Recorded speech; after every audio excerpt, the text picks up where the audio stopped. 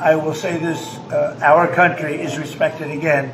I think we're respected like never before. The United States is respected again. We have a country that was a dead country 1 year ago, dead, and now it's the hottest country anywhere in the world. አሻራ አልሰጥም ያለ ሰው ወደ መጣበት ይመለሳል። ትራምፕ ጉዳዩን አክሮ አሜሪካን ኢሚግሬሽን እናንተን አይመለከትም ብሏል። ሰላም እንዴት ናችሁ? ኢትዮ ትራቭሎች ነን። ከቪዛ ኢሚግሬሽን፣ ፓስፖርት፣ ዓለም አቀፍና ሀገር ውስጥ በረራዎች ጋር በተገናኘ የተለያዩ መረጃዎችን ይዘንላችሁ መጥተናል። የአሜሪካን ኢሚግሬሽን የባዮሜትሪክ አሻራ ካልወሰዳችሁ ወደ አሜሪካን መግባት አይቻልም ብሎ በዲሴምበር 27 መግለጫ አውጥቷል ማለት ነው። በዚህ መግለጫ ውስጥ በ2026 ተፈጻሚ እንደሚደረግና እንዲሁም በተመረጡ ኤርፖርቶችና እንዲሁም የስደተኞች ይገቡባቸዋል ብለው የሚያስቧቸው ቦርደሮች ላይ የባዮሜትሪክ አሻራ እንወስዳለን ብለዋል። ይሄ ማለት ከዚህ በፊት በወንጀል ወይንም ደግሞ በተለያዩ ድርጊቶች ሲጠረጠሩ የነበሩ ሰዎችን ለመለየት ያስችለኛል ብለዋል። ስለዚህ የባዮሜትሪክ አሻራ በተለያዩ የአሜሪካን ቦርደሮችና ኤርፖርቶች ውስጥ ተጀምሯል ማለት ነው። ስለዚህ ይህንን ማድረግ ግዴታ ነው ተብሏል። እነማን ይመለከታቸዋል? እነማን አይመለከታቸውም? ለምን ይሄ ነገር ተወሰነ? እንዲሁም ደግሞ የአሜሪካን ኢሚግሬሽን ቀጣይ እርምጃው ምን ይመስላል የሚሉትን ነገር በዝርዝር መረጃዎችን ወደ እናንተ አደርሳለሁ። እነሱ ነው ከኢትዮጵያ ወደ አሜሪካን ለምትሄዱ ሰዎች ይሄ ቪዲዮ ለናንተ ነው። በማንኛውም የቪዛ አፕሊኬሽን ወደ አሜሪካን ስትገቡ ይሄ ቪዲዮ ይጠቅማችኋል። ስለዚህ ሴቭ አድርጉት። አሜሪካን ኢሚግሬሽን ወደኔ ስትመጡ የባዮሜትሪክ አሻራ ጀምሬያለሁ ግር እንዳይላችሁ ተብላችኋል። እነማንን ይመለከታል? አብረን እናያለን። አብራችሁን ቆዩ።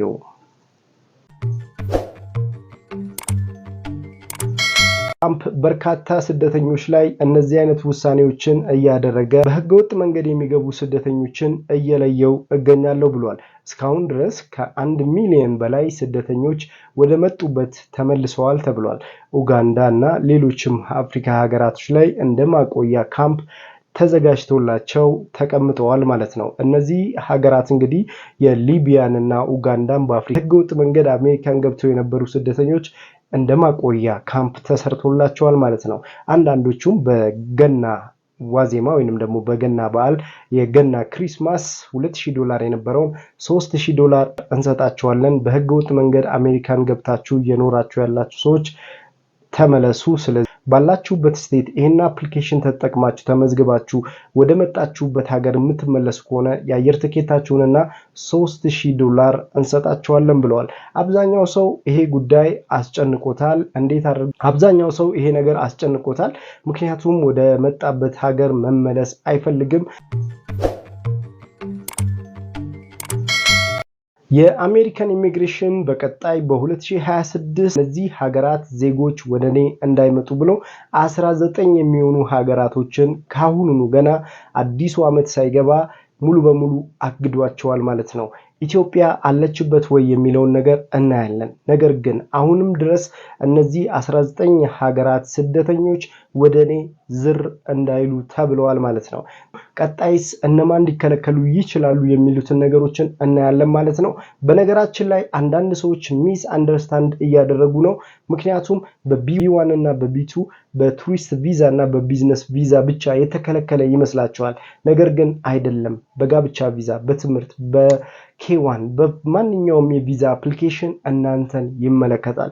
ስለዚህ አሜሪካን ሀገር ላይ ቤተሰብ ያላችሁ ወደነሱ የምትሄዱ እንዲሁም በራሳችሁም ደግሞ በጉብኝት ወይንም እዛ ለመኖር የምትሄዱ ሰዎች ይሄ የቪዛ ህግ እናንተን ይመለከታል ማለት ነው ያለን። እነዚህ 19 ሀገራቶች ውስጥ ኢትዮጵያ ያለችበት ወይ የሚለውን አብረን እናያለን። የአሜሪካን ኢሚግሬሽን እንግዲህ የባዮሜትሪክ አሻራ መስጠት ግዴታ ነው ብሎ አስወስኖ በኢሚግሬሽን በኩል ተፈጻሚ አድርጓል። የኢሚግሬሽን ፖሊሶች ናቸው ይህንን ነገር የሚያደርጉት። ስለዚህ በአሜሪካን ሲያትል ዋናው ኤርፖርት ላይ የባዮሜትሪክ ተሰጣላችሁ። ዋሽንግተን ዲሲ እንዲሁም ቴክሳስ፣ ኒውዮርክ እና ሌሎችም ኤርፖርቶች ግዙፍ ኤርፖርት ማዕከሎች ውስጥ የባዮሜትሪክ አሻራ ተሰጣላችሁ። በ2026 ኦሬዲ ተግባራዊ አድርጎ ጀምሮታል። ከዲሴምበር 26 ጀምሮ ተግባራዊ ተደርጓል ማለት ነው። ስለዚህ በማንኛውም ሰዓት ወደ አሜሪካን ስትገቡ ይህንን የባዮሜትሪክ አሻራ ትሰጣላችሁ። የእጃችሁን የጣት አሻራ ትሰጣላችሁ። እንዲሁም ደግሞ የአይን የምስል የፊታችሁን ትሰጣላችሁ፣ የአይን ትሰጣላችሁ። በተጨማሪም ደግሞ የፎቶግራፍ ትነሳላችሁ ማለት ነው። አንድ ኮርነር ላይ ወይንም አንድ ጥግ ላይ ወስዷችሁ የአሻራ ትሰጣላችሁ ማለት ነው። አሻራ መስጠታችሁን ግዴታ አድርገውታል ማለት ነው። እዚህ ጋር ማወቅ ያለባችሁ 5 ወሳኝ ነገሮችን የአሜሪካን ኢሚግሬሽን ለዚህ ምክንያት ነው የባዮሜትሪክ አሻራ እንድትሰጡ ግዴታ ያደረኩት ይላል። ይህን ነገር ትቀበሉታላችሁ አትቀበሉትም ሌላ ነገር ነው። ነገር ግን ህግ ሆኖ ወጥቷል። ስለዚህ በጉብኝት ቪዛም ሄዳችሁ አሜሪካን ሀገር ላይ ግሪን ካርድ ኖራችሁ አሜሪካን ከማንኛውም ሀገር ወደ አሜሪካን የምትገቡ ከሆነ አሻራ መስጠት ግዴታ ነው ማለት ነው። ይሄ በኤርፖርቶች ብቻ ሳይሆን ለምሳሌ ከካናዳ ወደ አሜሪካን የምትገቡ ሰዎች አሻራ መስጠት ግዴታችሁ ነው። ከሜክሲኮ ወደ አሜሪካን የምትገቡ፣ ከማይናማር ወደ አሜሪካን የምትገቡ፣ ከጃማይካ ወደ አሜሪካን የምትገቡ በየትኛውም የአሜሪካን ቦርደር ላይ መስጠት ግዴታ ሆኗል ማለት ነው። ስለ አሜሪካን ሀገር ላይ በትራፊክ ጀምሮ ከትራፊክ ቅጣት ጀምሮ እስከ ትላልቅ ወንጀሎች ሰርታችሁ ፕሪዝን እስር ቤት ገብታችሁ ከነበረ ወይንም በፍርድ ቤት ኬዝ ላይ ስማችሁ ካለ እናንተን ጥግ ወስደው ያጣራሉ ማለት ነው። መደናገጥ አያስፈልግም። ምን ማድረግ እንዳለባችሁ ነግራችኋለሁ። ነገር ግን ማወቅ ያለባችሁ ነገሮች አሉ። ይህንን መረጃ ለሁሉም ሰው እንዲደርስ እንፈልጋለን ማለት ነው። በተለይ ከዲሴምበር 26 2025 ጀምሮ ይህንን ነገር ተግባራዊ አድርገነዋል ብለዋል። የፎቶግራፍ እና የባዮሜትሪክ አሻራ የአይንና የእጅ አሻራ እንወስዳለን ብለዋል። ይህም ከተለያዩ ወንጀሎች ጋር አብረው እንደሚሰሩና እንደማይሰሩ እናረጋግጣለን። በጠሩ ሰዎች ካሉ ምናልባት ስማቸው ሪፖርት ከተደረገባቸው ወይንም በፓስፖርት ሪፖርት ውስጥ ካለ በአሜሪካንም ወይንም በመላው በሚኖሩበትም ሀገር ችግር ውስጥ አሉ ተብለው የሚታሰቡ ከሆነ አሜሪካን አይገቡም ማለት ነው። በሁለተኛ ደረጃ የአሻራ ውጤታቸው የባዮሜትሪክ አሻራ ውጤታቸው ይሰጣቸዋል ማለት ነው። እዛው ተቀብላችሁ ነው የምትወጡት። የባዮሜትሪክ አሻራ ውጤታችሁ ወደ አሜሪካን ስትገቡ አሻራ ተሰጧችሁ ንጹህ ከሆናችሁ እዛው ነው የሚሰጧችሁ ማለት ነው ወረቀት። ስለዚህ ያንን ወረቀት ተቀብላችሁ ትገባላችሁ ማለት ነው። ምንም አይነት ክፍያ የለውም። ይህንን ማወቅ ይጠበቅባቸዋል። ፎቶግራፍ ትነሳላችሁ። በሰው የተከለከሉ 19 ሀገራት አሉ። እነዚህ ሀገራቶች ላይ በተለያዩ ምክንያቶች ገብታችሁ ከነበረ ካምፖች ውስጥ ገብታችሁ ከነበረ እናንተም ጥያቄ ይቀርብላችኋል ማለት ነው። የአሜሪካን ቦርደሮች ላይም ደግሞ ስትገቡ ለእናንተም ጥያቄዎች ይቀርብላችኋል ማለት ነው። 3 ጥያቄዎች ትጠየቃላችሁ። ከየት ነው የመጣችሁት? ምን ያህል ጊዜ ነው አሜሪካን የምትቆዩት? ማን ጋር ነው የምትቆዩት? እነዚህ ጥያቄዎች ይቀርብላችኋል። የባዮሜትሪክ አሻራ ስትሰጡ ኢሚግሬሽን ፍቃድ ያስፈልጋችኋል ማለት ነው። በተለይ በትምህርት የባዮሜትሪክ አሻራ የሚሰጠው በማንኛውም እድሜ ላይ ያለ ሰው ነው። አዛውንት ነው አይችልም፣ ደካማ ነው ተብሎ አይታለፍም። እንዲሁም እድሜው 13 ዓመት ነው ይሄ አንደር ኤጅ ነው ተብሎ አይታለፍም። ማንኛውም ሰው የባዮሜትሪክ አሻራ ይሰጣል። በ2026 አሁንም እንግዲህ ትራምፕ በአሜሪካን ኢሚግሬሽን በኩል ያስተላለፈው አዲስ ህግ ምንድነው? እነዚህ 19 የሚሆኑ ሀገራት ስደተኞች ወደ አሜሪካን እንዳይገቡ ተብሏል። እነዚህ ሀገራት እንግዲህ እንዳይገቡ የተከለከሉበት በዋነኝነት በስደተኞች ከዚህ ከጸረ ሽብር ጋር በተገናኘ ግንኙነት አላቸው። የነዚህ ሀገራት ዜጎች ከጸረ ሽብር ጋር በተገናኘ ችግር አለባቸው ተብሎ የሚታሰቡ ሀገራት ዜጎች ናቸው።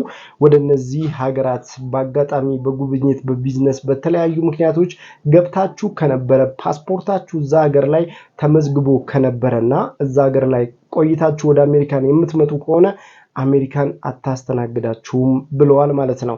እነዚህ ሀገራት በአንደኛ ደረጃ አፍጋኒስታን፣ ሁለተኛ ደረጃ በርማ፣ ሶስተኛ ቻድ፣ አራተኛ ሪፐብሊክ ኦፍ ኮንጎ፣ አምስተኛ ጊኒ፣ ስድስተኛ ኤርትራ፣ 7 ሄቲ፣ 8 ኢራን፣ 9 ሊቢያ፣ 10 ሶማሊያ፣ 11 ሱዳን፣ 12 የመን፣ 13 ብሩንዲ፣ 14 ኩባ፣ 15 ሌሴቶ፣ 16 ሴራሊዮን፣ 17 ቶጎ፣ 18 ካዛክስታን፣ 19 ቬንዙዌላ 19 ሀገራት ስደተኞች በ2026 ወደ አሜሪካን እንዳይገቡ ብሎ የአሜሪካን ኢሚግሬሽን ትዕዛዝ አስተላልፎባቸው እገዳ የወጣባቸው ሀገራት ስደተኞች ናቸው። በእርግጥ ኢትዮጵያውያን ወደ አሜሪካን የመግባት እድላቸው በጣም ሰፊ ነው። ነገር ግን አጣብቂኝ ውስጥ የሚከታቸው አንዳንድ ሁኔታዎች ከተፈጠሩ እገዳዎች ሊያጋጥማቸው ይችላል። በተለይ እነዚህ አይነት እገዳዎች እንግዲህ በእነዚህ 19 ሀገራቶች ላይ ተደርጓል። ደግሞ ያሉ ሶማሌ፣ ሱዳንና ኤርትራ ናቸው። ሙሉ በሙሉ በ2026 እንዳይገቡ የታገዱ በምስራቅ አፍሪካ ላይ ካሉ ሀገራት ማለት ነው። ሆኖም ግን ኢትዮጵያ አሁንም ተፈቅዶላታል። ነገር ግን ማስጠንቀቂያ ውስጥ ነው ያለችው። በተለይ በአጠቃላይ በ2026 ወደ አሜሪካን በጉብኝት፣ በስራ፣ በትምህርት፣ በጋብቻ በማንኛውም የቪዛ አፕሊኬሽን ወደ አሜሪካን የምትገቡ ከሆነ የባዮሜትሪክ አሻራ ያጋጥማቸዋል በየትኛውም የአሜሪካን ቦርደር ኤርፖርት ውስጥ ማለት ነው። ስለዚህ አስቀድማችሁ ጥንቃቄ ማድረግ ይጠበቅባችኋል። ግሪን ካርድ ያላችሁ ሰዎች እናንተን አይመለከትም። የአሜሪካን ዜግነት ወይንም የአሜሪካን ፓስፖርት ያላችሁ ሰዎች እናንተን አይመለከትም። የሚመለከተው ግሪን ካርድ እና ከዛ በታች ያሉትን በጉብኝት ቪዛ እና በትምህርት በማንኛውም የቪዛ አፕሊኬሽን ወደ አሜሪካን የሚገቡ ሰዎችን ብቻ ነው። ስለዚህ አስፈላጊውን ዶክመንቶችን በማሟላት ወደ አሜሪካን ስትገቡ እነዚህ አይነት ዶክመንት ማጣራቶች ሲያጋጥማችሁ መደናገጥ አያስፈልግም ማለት ነው። ስለዚህ አሜሪካን በቆያችሁበት በተለያዩ ወንጀሎች ብትጠረጠሩ ጠበቃ ይዛችሁ ማነጋገር ትችላላችሁ። ትክክለኛ ኢንፎርሜሽን ብቻ ስለእናንተ ከዚህ በፊት አሜሪካን ገብታችሁም ከነበረ ትክክለኛ ኢንፎርሜሽን ብቻ ስጧቸው። አላስፈላጊ የሆኑ ወርዶችን አትጠቀሙ። ይህንን ለማለት እንፈልጋለን። ኢትዮ ትራቭሎች ነን፣ አብረናችሁ የቆየ ነው። ሰብስክራይብ በማድረግ ቤተሰብ ሁኑ። አዳዲስ ፈጣን የቪዛ የኤምባሲ መረጃዎችን በእኛ በኩል ታገኛላችሁ። አብሬያችሁ የቆየሁት አሜን ነበርኩ። የተለያዩ ድርጅቶች ኢትዮጵያ ውስጥ ያላችሁ ምርትና አገልግሎታችሁን ማስተዋወቅ የምትፈልጉ በዚህ ስልክ ቁጥር ላይ ደውሉልን። ከኛ ጋር አብራችሁ መስራት ትችላላችሁ። በመላው ዓለም ላይ ኢትዮ ትራቭል ይደርሳል። ስለለው ከእናንተ የሚያስፈልገኝ አንድ ነገር ብቻ ነው። ላይክ አድርጉ፣ ሼር አድርጉ። ጥያቄ ሀሳብ ካላችሁ ከቪዛ ጋር ከኤምባሲ ከኤርፖርት ጋር በተገናኘ ጥያቄ ካላችሁ ኮሜንት ላይ ያስቀምጡልን። ለእናንተ ጥያቄዎች መልስ እንሰጣለን። አብራችሁኝ ስለነበራችሁ አመሰግናለሁ። መልካም ሁሉ በያላችሁበት ተመኘን።